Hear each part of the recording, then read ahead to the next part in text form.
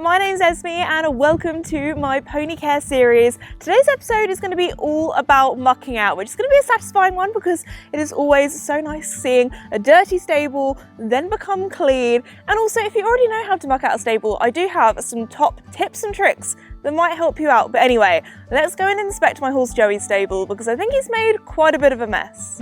This is the lovely mess that Joey has left me after one night at the This Esme stables. I don't think he would get a very good recommendation on Airbnb, especially as where his water bucket is. He likes to do this thing that I call Joey tea, where he kind of makes tea with his haylage and dunks it in his water. So anyway, we've got a lot of clearing up to do, but at the moment you might notice Joey is not here. He is out in his paddock. I try and give my horses as much turnout as possible. But anyway, the first thing that I always do when I come in the stable and inspect how it's looking is try and get rid of everything in here. So that includes his hay net or haylage nets, his bucket from his breakfast, and also his water bucket as well, because when we're mucking out, dust is going to be flying in the air, maybe poo particles, I don't know. So for sanitary reasons, I like to take everything out just because you don't want your water bucket getting all dusty and pooey. So anyway, well, that is the first thing that I'm going to be doing today. So I have a little life hack for you all. If you don't have a friend to help you lift a bucket, because obviously it's not very good for your back, sometimes it can be quite heavy, what I like to do is get a lead rope, tie it through the handle, and then you can drag your bucket along. Just maybe try not to do this too much because it can cause a hole to be at the bottom of the bucket as you kind of drag it along the concrete. But if you don't have a friend, it's much better to do this than hurt your back. So I'm going to do that now. So yeah, Joey is definitely in need of a water change. I mean, I try to change my horse's water every day because some of them, especially Casper, he is fussy. We always joke that he likes bottled water because he's a bit of a water fussier. But anyway, we're going to pour this out now. And then our yard works, so all the water just goes down into a drain. That definitely needs a little bit of a scrub later on. The stable is now empty, so we have no horse, no hay nets, no water bucket, no feed bucket, no horse toys. Everything is gone. The only thing that we have left is the wee and poo, which is what we want to remove next, but you probably don't want to do it with your hands, so let me show you what tools you need. Welcome to my mucking out essentials. We're going to start off with a wheelbarrow. Wheelie the wheelbarrow is her name. She's lived a hard life, but she's still going. So I would recommend a wheelbarrow just because it's a little bit better for your back. It's nice and easy to cart things about. Some people prefer a mucking out bucket, whatever you prefer. Next off, we have my shavings fork. So because I muck out with shavings, I find a fork like this is probably the easiest if you use straw. Some people like to use a 3-pronged shavings fork or fork, but this is mine. It's very good for scooping the poop. Anyway, very self-explanatory. Then after that, we have a sweeping brush. I do actually have a bigger one, which is good for sweeping the yard, but I find a smaller one is better for in the stables for more delicate work. So there we go. And then also, I would recommend having some mucking out gloves. I have some Lemure ones here because sometimes when you're mucking out, you know what, in the winter as well, keeping your hands warm, and there are a few times where you don't want your hands to get stinky, and also if you're mucking out and sometimes you just see a rogue nugget. Horse owners, you will know what I mean. There's just a little rogue nugget, and sometimes, you know, you don't want to use a whole shavings fork. It's just easier to get in there and use your hands. I know, a little bit gross, a little bit TMI, but with horses, sometimes you just have to get stuck in there. So anyway, and then last but not least, we also have some shavings. I said before, we use shavings. There are lots of different types of beddings. I feel like horse people are very passionate about their beddings of choice. Some people are team shavings, some people are team straw, some people use wood pellets or chopped up cardboard or paper. I'm a shavings girl. We have dust-free ones because I just think it's better. But whatever you use what you like. I'm not here to be like, I am team shavings, you must use shavings. But today, that is how I'm mucking out. So yeah, this is everything. And also, just want to say a huge thank you to Red Post for very kindly sponsoring today's video. If you need any horse care bits and bobs, from wheelbarrows to shaving forks to shaving stuff, whatever you need, maybe you need a new pair of muck boots or wellies, you can get them at redpostequestrian.co.uk. They're based in the UK, but they also ship all over the world, so go and check them out. And thank you to Red Post for sponsoring. Anyway, let's get stuck in and let's get mucking out. When it comes to mucking out, the best mucker-outerer, that's not a word, is it? The best groom is somebody who can muck out a stable, but leaving the most amount of clean bedding in there. It's kind of like a task, it's like a mission, because you need to get all the dirty stuff out, but you don't want to waste any of the clean stuff, because number one, it is very precious and very expensive, and also better for the environment as well. You don't want to be wasteful. But the reason why we have bedding is number one, it's nice and soft for the horse. Number two, it's nice and absorbent for all of the wee, and also sometimes the poos can be a little bit sloppy, you know, it absorbs all the smells, and you will probably need to have a shower after this, just a little disclaimer. But anyway, first off, I normally go for the big dumps. Sorry Joey, I am talking about your poo on YouTube, but the big ones, they're the easiest to go for first. So that's what I'm gonna do. I'm gonna get my trusty shavings fork, go for the big ones, and then what you wanna do is just do a little shake like this and try and get some of the clean shavings off, and then pop it in your wheelbarrow.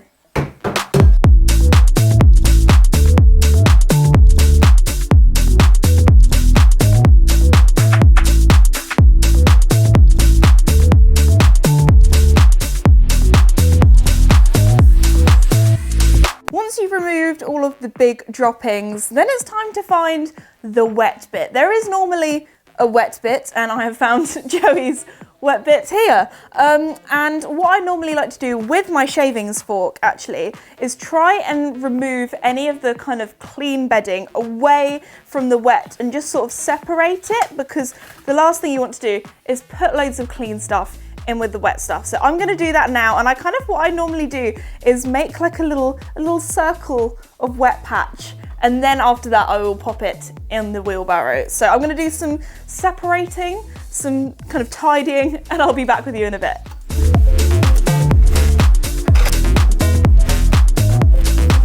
So the wet bit is now in a lovely pile that I'm about to put in the wheelbarrow, and I'm quite lucky because Joey, this is kind of his wet bit corner. He's quite good where he kind of wees in the same place each day.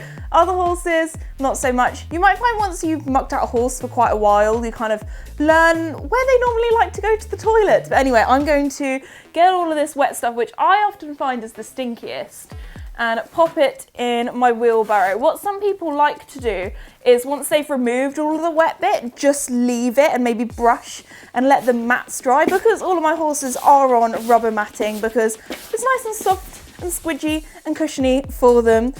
So anyway, I am going to pop this in and I'll be back in a sec.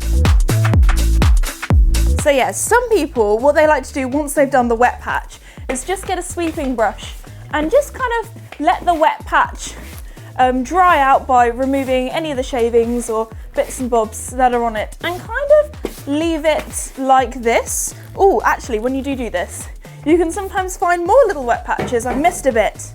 Oh no, Joey doesn't want that. So what I'm going to do is, there we go, it's the bottom end there.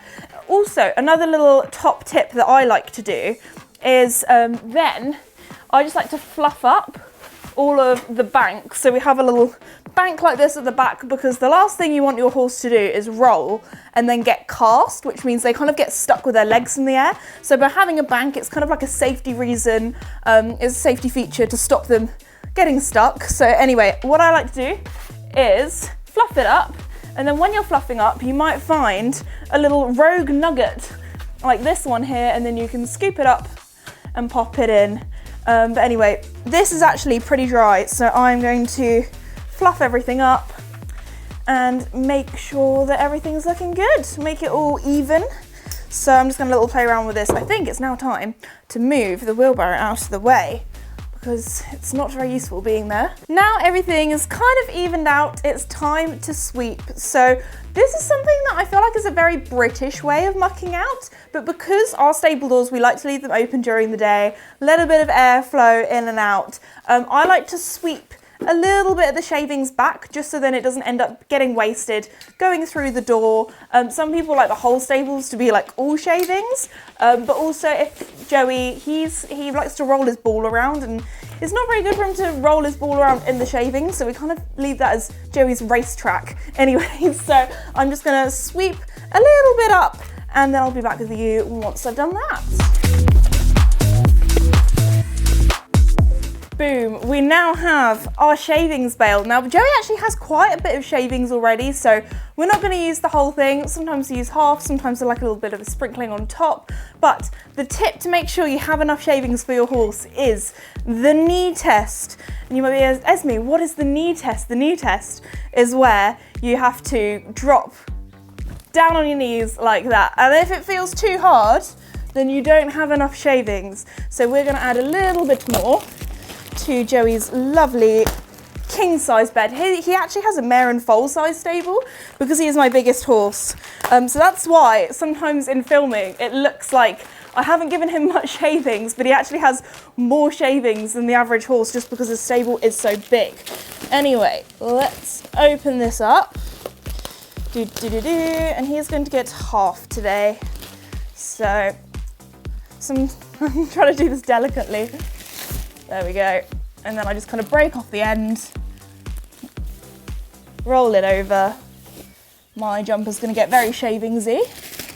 And then what you can do, if you have half, then you use the other plastic bits, and then you can carry it like this, and then the shavings won't escape across your dirty yard because it's all held together. So I'm just going to move that out of the way.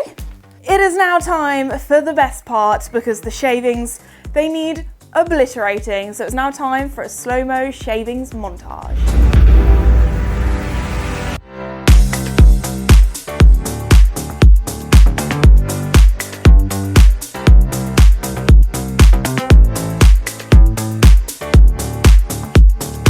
So I'm having a little bit too much fun when it comes to chucking all the shavings around. You know what I was just thinking? It really reminds me of like wedding confetti. You know, when you throw it in the air, it's got a good fall to it. So if anyone's getting married in their horsey, tell you what, shavings is probably cheaper. I mean, you get a whole bale than confetti. You probably don't want to use used shavings because that would be a bit gross on your wedding guests, but could be an idea. Anyway, I am now just fluffing away. And I think it's now time for the next knee drop. So let's see how we're doing. 1, 2, 3, knee drop. Yep, nice and squidgy on your knees. I'm now covered in shavings. So yeah, Joey has got a lovely king size bed. Oh, you can see as I've been fluffing, there are a few little rogue nuggets. So I'm just gonna get my gloves and grab them. Once your stable is clean, it's then time to clean your bucket. So I have my hose pipe here. Joey's bucket is particularly dirty today, so I actually have a sponge that I'm going to be using to give it a bit of a scrub. And then I also do his food bucket or feed bucket or breakfast bucket, whatever you want to call it, as well. So let's give it a nice rinse. A bit on the outside as well, just because he likes to give his bucket a bit of a kick around, a bit of a destruction. There we go. And now we fill up the water buckets and we wait. And I tell you what, they can catch you out. You think, oh yeah, I'll just leave the hose pipe in there for a little bit. No, you will flood your stable. I have done that way too many times before, so just stand and be mindful. Now, you might get to the stage where it's like, oh my goodness, the water bucket, it's gonna overflow, we're gonna flood the stable, but the tap, it's all the way out there and you don't wanna walk along with your hose pipe, you know, out of control. A little top tip is, if you go like this, it actually stops the water. Or, I would recommend, because that's not very good for your hose pipe, is to get a hose pipe with a nozzle that you can turn off. So, with mine, if I turn it all the way to the left, it turns off and then you don't get water everywhere splashing everyone. Anyway, I need to fill this up all the way. And then last but not least, I'm just adding a fresh bag of haylage for Joey because when he comes in his stable this evening for bedtime, he's going to be upset if his dinner isn't there. So what I like to do is tie your haylage or hay nets up with a quick release knot. I do already have a video on how to do that, so I'll leave a little iCard to it, but a quick release knot is really important just for safety reasons in case you need to quickly get this down in a hurry, in an emergency, and then I just turn it around and then boom, we have now finished mucking out Joey's lovely king size stable. So hopefully now you guys are mucking out pros after watching today's video. I really hope the little extra hints and tips helped you all. But yeah, I'm gonna go and have some food now and a breast because mucking out is tiring. I always say, if you're fit enough to muck out a horse, you're fit enough to ride a horse. So anyway, thank you so much for watching today's video. If you'd like to see more episodes from my pony care series, I'll leave one here. If you want to check it out, go and click that, go and watch that, and I'll see you all next time. Bye!